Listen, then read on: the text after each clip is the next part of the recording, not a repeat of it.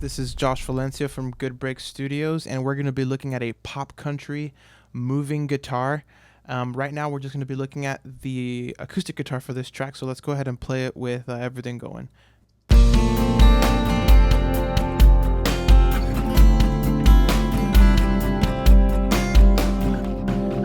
So this is basically just an idea I put together. I was listening to some Florida Georgia Line, and I just decided to put something together in that style in case I wanted to use it with a writer that was coming in and needed some ideas to bounce off of just to get it started. So we're going to listen to what I did. So I'm going to go ahead and bypass all the plugins I have, and we're going to listen to just the acoustic guitar.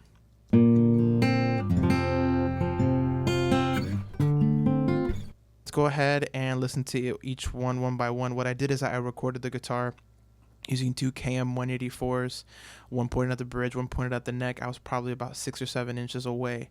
So let's go ahead and listen to the bridge.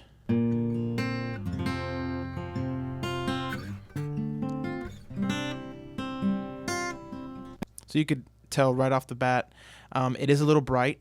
Let's listen to the neck position.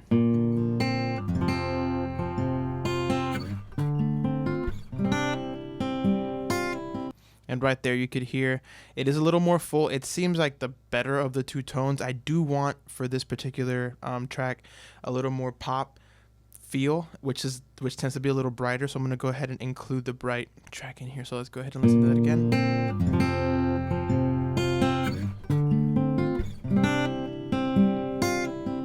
Let's go ahead and look at the way I have these. I have them kind of pegged at the same negative 9.8 dB. So they're right at the same volume. I usually pan these hard. Now that we've heard them, I'm going to go ahead and do that. And let's go ahead and look at the plugins I used on each one. For the bridge on the track itself, the way I have this set up before we get into this is that I have each track, since I did record these in stereo, these are all feeding into an auxiliary channel. So these are both going to bus 13 and 14. This auxiliary channel is being fed by bus 13 and 14 and then out my mains. And I do some processing on the individual tracks and the bus together. So if we were to just look at the this bridge KM, what I did up here is that I actually, if I were to go ahead and engage that, I didn't do anything to the lower end of the spectrum. Again, this is using the basic Saturator O preset, and then I boosted the high end by about 4.27 dB. I felt like it was good enough to get that nice, to get a little more beef into the brighter part of this guitar track. So let's go ahead and give that a listen. I'm going to go ahead and put that back in the middle so it's not blowing up people's speakers. Let's give that a listen now.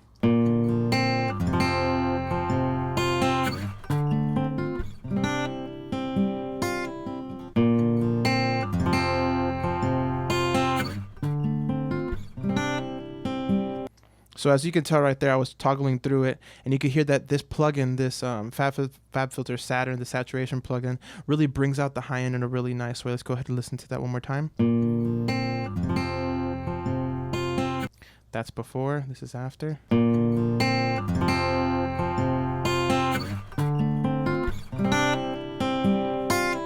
Again, great sounding plugin, just great sounding saturation on this particular acoustic guitar.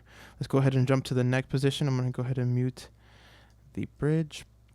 Again, before Saturn.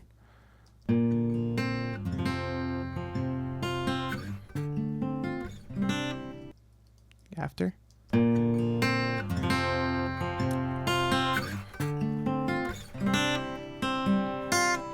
So you might be saying, hey, I think we lost some of that low end, and you're right, we did. Since this was in the neck position, I was getting a little bit more tub, and the way I wanted this to fit in this particular demo, if you want to call it that, is that I needed it to fit in the background. There's another acoustic part playing, and I really didn't want this taking up that lower end register that I wanted the kick and the bass to occupy.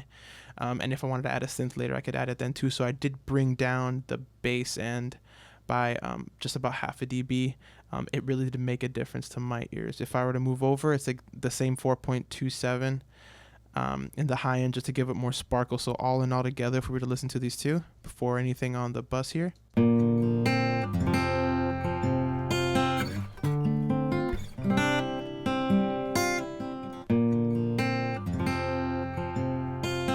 So if you guys hear that, it sounds like the guitar is actually, for a second, when I have them moving independently of each other, so one's in the middle, the other one's over the left or right, it sounds a little bit out of balance. But once I spread them, even though they're two separate microphones, they still seem to work pretty well together. They're getting out of each other's way.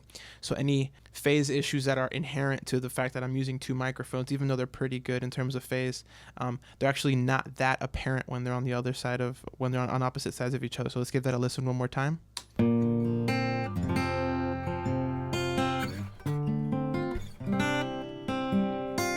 So without the plugins,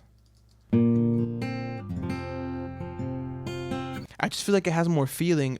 It's a little louder, of course. It's a little brighter. Everything's a little tighter together with the saturation. So I'm going to go ahead and re-engage those, and we're going to look at what I have on the bus here, this acoustic bus. I have fallen in love with this Soundtoys Devil Lock Deluxe plugin. It is just incredible. So let's listen to it with it engaged.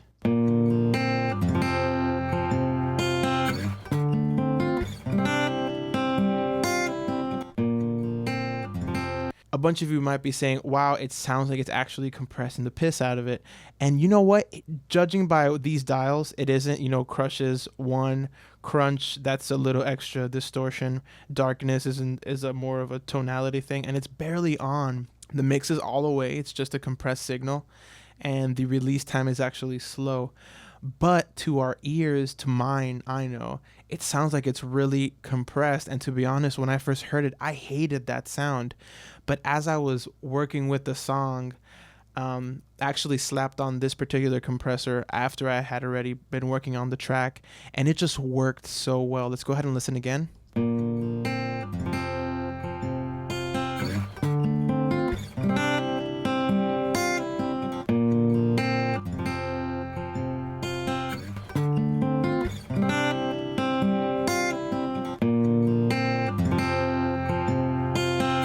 I feel like it makes the transients pop, which for the next part of, for the next plugin on this adventure here, I actually used Soundtoys Echo Boy. This plugin is incredible. There's a ton of hype behind all the Soundtoys stuff. This one really lives up to it. I know all the others do too, but this one in particular, it just sounds great. The presets are phenomenal. And what I noticed that the Devil Lock was doing is that since it accentuated those transients fed into the reverb and kind of became more poignant. So I'm going to go ahead and leave the compressor on. These are the settings I used, and then I'm going to just go ahead and close them. And then we're going to listen to what this plugin is doing. So before, after.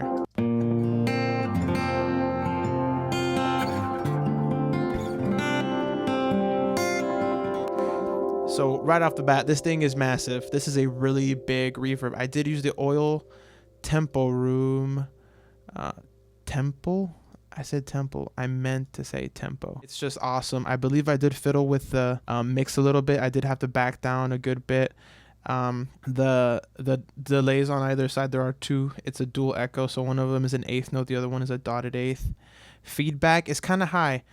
Maybe once I actually go ahead and need to pitch to someone, I'll bring it back just so it doesn't muddy up the mix. There isn't any high cut or any low cut. It's kind of a beefy, kind of another layer of saturation added on to the delay itself. Let's go ahead and listen to that one more time.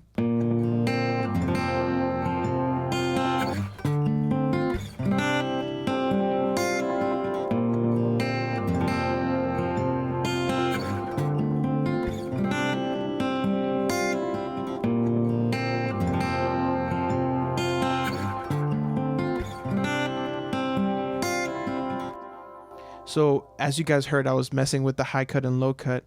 A bunch of different things were happening right there. The high cut actually made the delay sit back in the mix. So just because there's a high cut doesn't mean that there has to be a ton of low end. Yeah, there was a bit of low end there, but the low end kind of faded. It gave it kind of like a chick wearing a dress, if that makes any sense. I'm probably just talking out of my ass at this point.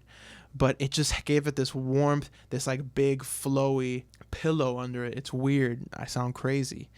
And then there's this low cut. That's what the high cut did. The low cut, what that did is that it just made the repeats stick out a little more, but at the same time, we didn't get that big fluff underneath. So I'm going to go ahead and just dial that back down.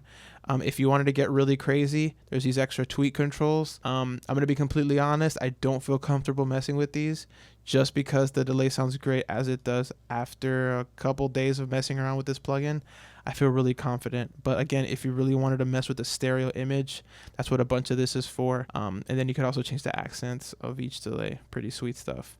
If we move over here to the tempo section, I just synced it up so you could see that Pro Tools is at 131 up here. I synced it up to the 131.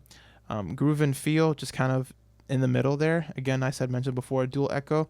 And what makes this plugin particularly awesome is the fact that it has this saturation style into even the delays, which is crazy. So you basically have a bunch of different saturation styles. I decided to stick with this Telray, which I believe came as the preset. And then there's even a style edit where you could go ahead and tweak the piss out of each one of these different saturation styles. It's obscene, it's crazy, I love it. This plugin is incredible. So again, if we were to listen to this,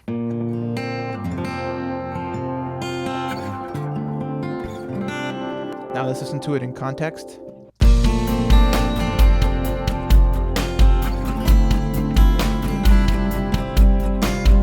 I hope you guys liked the video. Be sure to subscribe, book at goodbreakstudios.com, follow, do everything that social media crap, just do it.